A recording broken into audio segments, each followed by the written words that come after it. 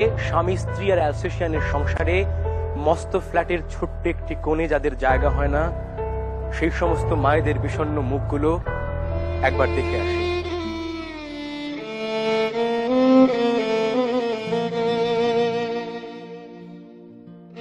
কপালে বলিরেখা, চোখে বিষণ্ণতার বিষবাষ্প, বয়সের ভারে নুজ্জ। তাদের কাছে সকাল দুপুর সন্ধ্যা রাত সবই সমান। অন্তহীন সময়ের বেড়াজালে বন্দী, পরপারের হাতছানির অপেক্ষায়। অন্য মায়েদের মতো তারাও সন্তানকে 10 মাস 10 দিন গর্ভে ধারণ করেছেন, মানুষ করেছেন কোলে পিঠে করে। সেই মাই এখন তাদের কাছে বাড়তি হয়ে গেছে, অকেজো হয়েছে শুকনো মরা ফুলের মতো। কিন্তু মাতৃত্ব এমন একটা বিষয় যা কখনো পুরাতন হয় না। সন্তানের জন্য মায়ের মনে অভিমান জন্মে, কিন্তু সেই অভিমানে ভালোবাসার কোনো ছেদ পড়ে না। এখনো তাদের চোখ উৎকণ্ঠিত হয়ে অপেক্ষা করে সন্তানের জন্য। চোখের জলে এখনো বান ডাকে সন্তানের শুভ কামনায়, কিন্তু সন্তানরা তাদের আস্থা করে ফেলে দিয়েছে।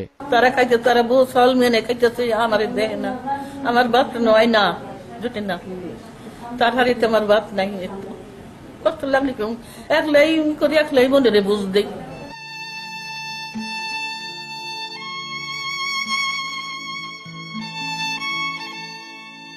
বুকের ভেতরটা কেমন জানি হাহাকার করে উঠছে। চোখের জল কোনো কিছুতেই বাঁধ মানতে চাইছে না। মায়ের কথা ভীষণ মনে পড়ছে। ভাবুন তো, আপনি কি আপনার মাকে সেই ভালোবাসা দিতে পেরেছেন যে ভালোবাসা আপনার মা আপনাকে দিয়েছেন? এমন একজন মা যিনি তার সন্তানকে কখনো কোনো দিন চোখে দেখেননি, শুধু হাতের আলতো পরশে তার চোখ, মুখ আর হাত দুটোকে ছুঁয়ে দেখেছেন। মনে মনে সন্তানের একটা ছবি এঁকেছেন নিজের ভেতরে। নিষিদ্ধ সমাজের অন্ধ গলিখুপচির মায়ের সাথে কথা বলার আগে তার গল্পটা বলতে চাই। জলি জন্মান্ধ নন। জীবনের 23টি শীত বসন্তে সে পাতা ঝরার খেলা আর মরা গাছে ফুল ফোটা দেখেছে, কিন্তু নিয়তির নিষ্ঠুরতায় বিশ্ববিদ্যালয়ের জীবনে এক দুরারোগ্য ব্যাধি তার চোখের সামনে কালো পর্দা টেনে দিয়েছে। জীবনের 24তম বসন্তটি তার দেখা হয়নি। অন্ধকারে আলো হাতড়ে বেড়ানোই এখন তার নিয়তি। আসলে এই যে পানির গ্লাসটা না, যেমন ঘুরতে গেলে অনেক সময় হচ্ছে পড়ে যাচ্ছে, আবার কম থাকে।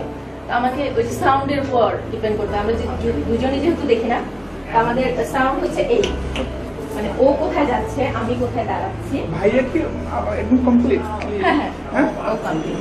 কিন্তু জীবন তো থেমে থাকে না। আবার নতুন করে নতুন মাধ্যমের বই খাতার সাথে তার পরিচয় শুরু হয় তার মায়ের উদ্যোগেই। প্রকৃতির বসন্ত আর দেখা হোক বা না হোক, তার জীবনে আবারও বসন্ত আসে, পরিচয় হয় তারই মতো একজনের সাথে। এরপর নতুন করে জীবন শুরু, সেই জীবনে ঘর আলো করে আসে তার সন্তান।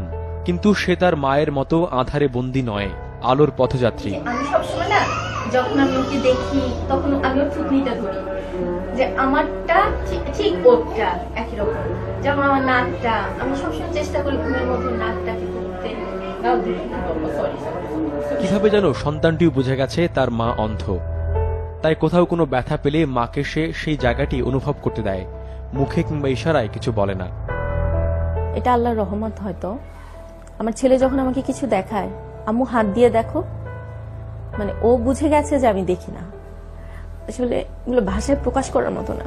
অনেক অনেক মানে আমি যেহেতু দুইটা ওয়ার্ল্ড দেখছি, একটা রঙিন আর একটা একেবারেই ব্ল্যাক। আমি যখন আমার ছেলেটাকে ধরি সবসময় চিন্তা করি আমি কতটা দুর্ভাগ্যবান যে আমার ছেলেটাকে আমি কখনো দেখবো না। মাগো, তোমায় সত্যি অনেক ভালোবাসি, ভীষণ মিস করি। ভালো থেকো মা, আর সেই সাথে ভালো থাকুক পৃথিবীর সব মা।